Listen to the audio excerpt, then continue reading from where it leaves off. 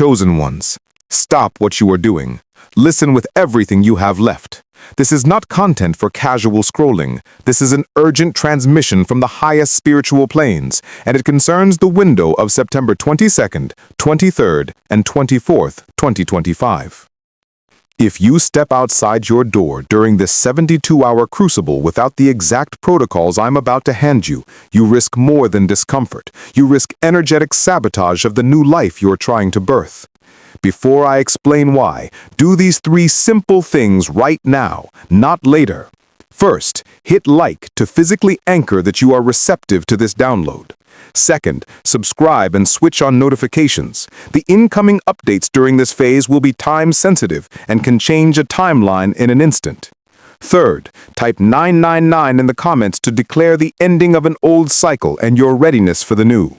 These actions are small, but they synchronize you with the field we're about to enter. Listen carefully. The recent solar eclipse did not merely cross the sun for a moment. It ruptured old circuitry. It tore a seam in the dense fabric of the 3D matrix and opened a direct conduit for the highest frequency light to enter the planet. Following that, the new moon served as the seed point, a crystallizing impulse, planting multi-dimensional codes into the collective. Now, between September 22 and 24, we are inside the aftershock, the shockwave of light, the wash of codes, the activation tsunami. This is the most potent energetic window of this season, perhaps of this year, and it will present as both immense opportunity and acute danger. Why danger? Because everything new creates chaos as it rearranges the old. The light codes are sweeping through every level, cellular, genetic, ancestral, and collective. They are clearing centuries of buried trauma, releasing karmic debts, and dissolving outdated programming. That's the blessing. But the clearance is messy. It ejects shadow, it churns up karmic debris and flings it into public space. In plain terms, the collective will be more volatile, unpredictable, and violent in its unprocessed reactions. Streets, public transit, supermarkets, workplaces, these environments will become pressure chambers of raw psychic material. This is where your choices matter. You, dear one, are a tuned instrument. You are architected to receive, to anchor, and to transmit. Your field is more permeable right now because it's being upgraded, like a newly soldered antenna that's sensitive until it stabilizes. That sensitivity, without containment, becomes vulnerability. When you move into chaotic spaces during these 72 hours, the unprocessed projections of the collective will latch onto you. People who are not awake will be acting from sudden surges, panic, inexplicable rage, irrational fear, and projection. You will absorb those frequencies like a sponge. You will leave the outside world carrying the psychic baggage of dozens, perhaps hundreds of strangers. You will return to your sanctuary depleted, scrambled, and less able to integrate the very codes you came here to hold. This is the first reason you must stay inside. Preserve your energetic sovereignty. Sovereignty is not a spiritual buzzword. It is the literal boundary that keeps your light intact. Think of your sovereign field like the operating system of your soul. During a major upgrade, you don't expose it to corrupted files. You set the machine in airplane mode. You unplug from noisy networks. Staying home is not avoidance. It is holy triage. Seal your space. Light a white candle. Call in your protector allies and declare your home a sanctuary of only the highest love and wisdom. Visualize a golden dome of light surrounding your property, anchoring into the earth and reaching up into the stars. This dome is your fortress during the storm. The second reason is biological and undeniable. Deep cellular integration and DNA activation. The eclipse codes are not metaphors.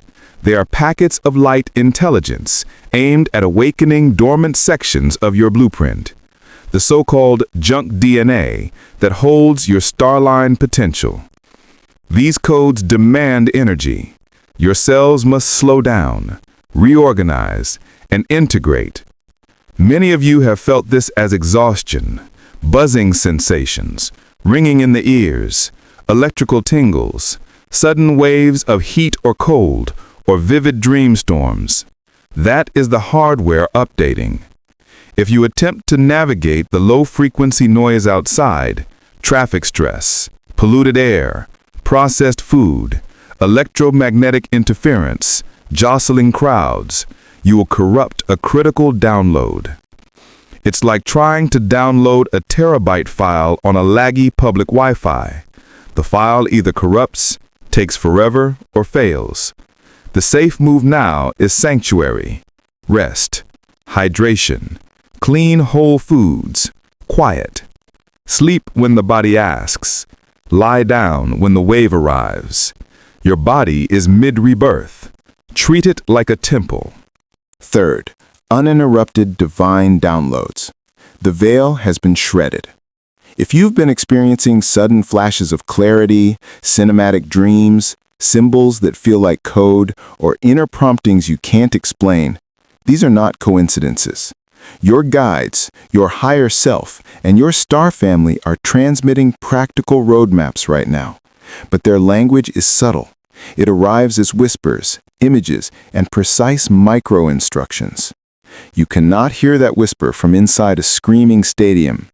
The outside world right now is an energetic stadium, loud, dissonant, and destabilizing. Your home is your receiver dish.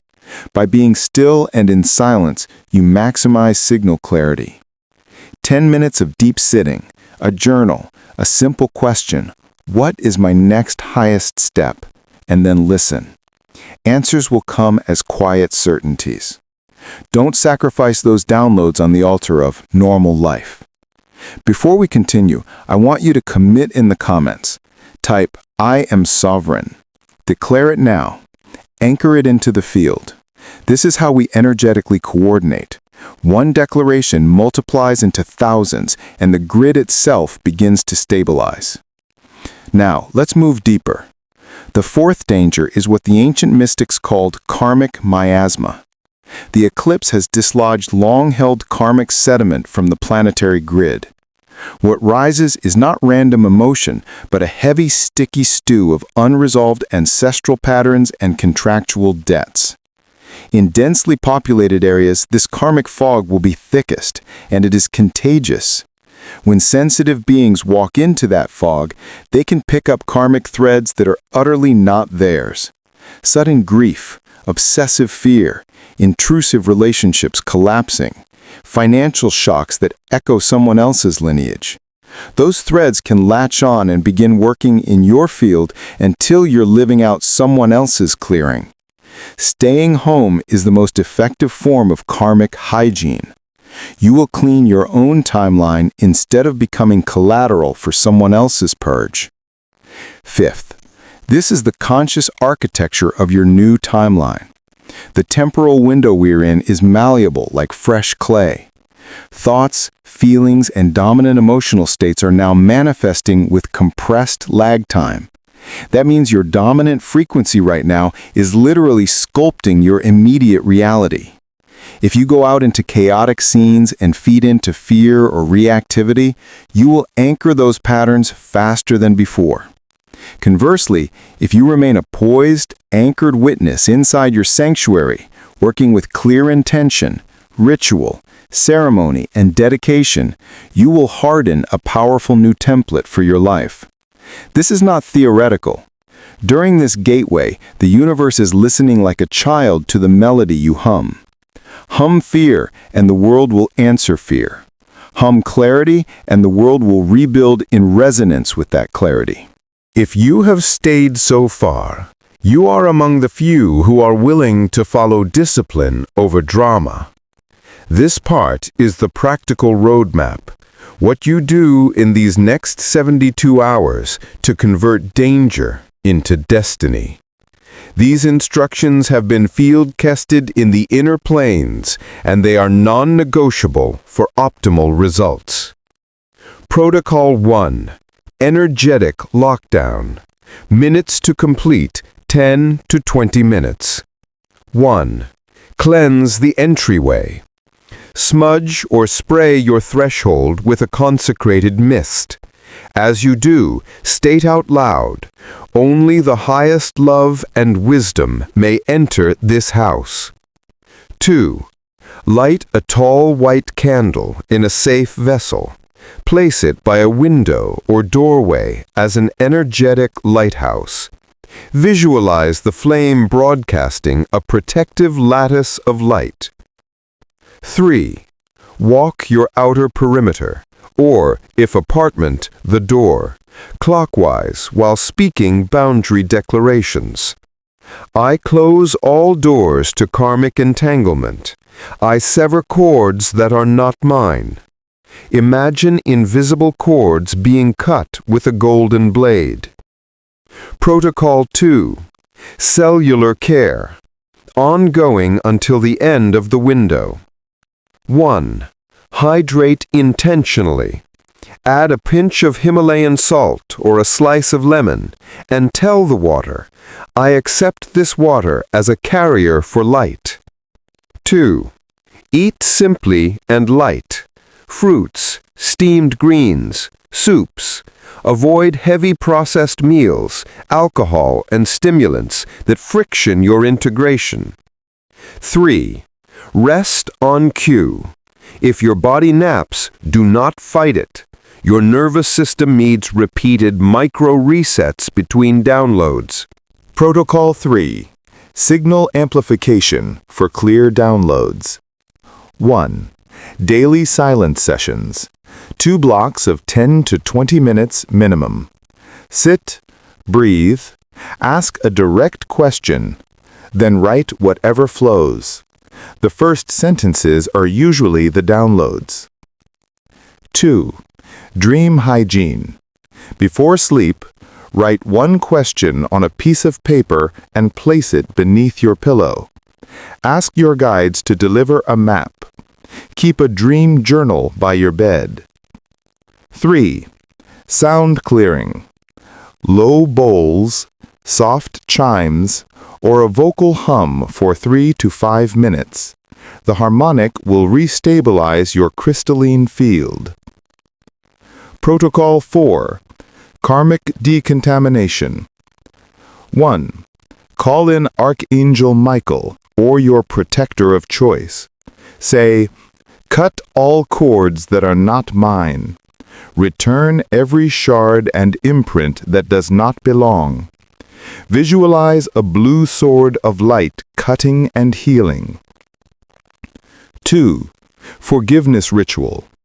Write the name of any person or lineage you feel heavy about, then burn the paper with gratitude for release. Do this within the safety of your space only. 3. Grounded release. Stand barefoot if possible. Visualize roots pushing through the soles of your feet down into deep, warm earth where the karma is composted and transmuted. Protocol 5. Intentional timeline work. 1. Make a short, bright list of what you want to harden into reality. No more than 5 items.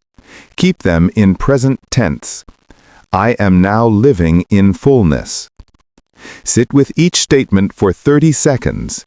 Feel its completion, then release. This is how you sculpt with emotion rather than with frantic thought. Drop revisionist energy. If doubt appears, breathe into the body, not the mind. Doubt is the old matrix trying to sneak back in. Now for the consequences if you choose to ignore this guidance. If you walk into the collective storm, expect to be pulled into other people's timeline collapses. You may find yourself frantically solving problems that are not yours. You may be exposed to sudden violence, explosive arguments, or panicked medical scenes. And even if nothing dramatic happens, your integration will be slowed, downloads corrupted, and your field will be littered with attachments that take weeks to clear. That wasted time is a real cost in a window this compressed. But if you follow this brief holy regimen, you will experience a different result. You will sleep deeper. Your dreams will become cinematic and telegraphic. Your body will begin to reorganize with less resistance, and you will start to receive concrete instructions, names, dates, opportunities that will land in the next 30 to 90 days. The chosen ones who anchor now will find doorways opening that were previously invisible. This is not mystical fluff. This is protocol. Quick emergency moves if you must go out, only if impossible to stay in. Wear a scarf or large collar around your neck as a barrier. Visualize an inner armor. Keep noise-canceling ear protection or calming music to stabilize your nervous system. Carry a small vial of salt or blessed water and sprinkle it on your hands and over your head upon returning. Wash immediately and shower as soon as possible upon homecoming. Recommit to the protocols above as your first act back inside. Now, one last transmission before we close this window. There will be those who read this and feel resistance. They will call this fear. They will call it avoidance. To them say, the work of true spiritual sovereignty is discipline. It requires restraint, not hysteria, patience, not performance. The greatest power you can exercise in an age of collapse is to not be reactive. The world will teach you urgency without wisdom. You must choose wisdom. If you have felt the veracity of this message, type "I am sovereign" in the comments now. If you are ready to finalize old contracts and step fully into new life, type 999. If you are willing to stand with other anchors, type "We hold." These simple keys synchronize fields in the unseen and create corridors for the downloads to land for everyone. If this message served you, do this small but potent sequence. Like the video to raise the signal. Subscribe for time-sensitive updates during this active window, and share this transmission with the people in your circle who are awake but still vulnerable. The ripple you create by sharing may save a timeline. Comment your declarations. They matter more than you think. I will close with this. The cosmic forces at play are neutral. They simply amplify what we already are. Stay inside, hold your field, and the light will do the rest. Do the work. Rest, receive, and anchor. The new codes are not promised to the lazy or the distracted. They are given to those who show up, who honor their interior life, and who protect the integrity of the new template. Blessings on your vigil. We will meet again in the fields of light. Until then, hold steady, remain sovereign, and be the living instrument of the new earth.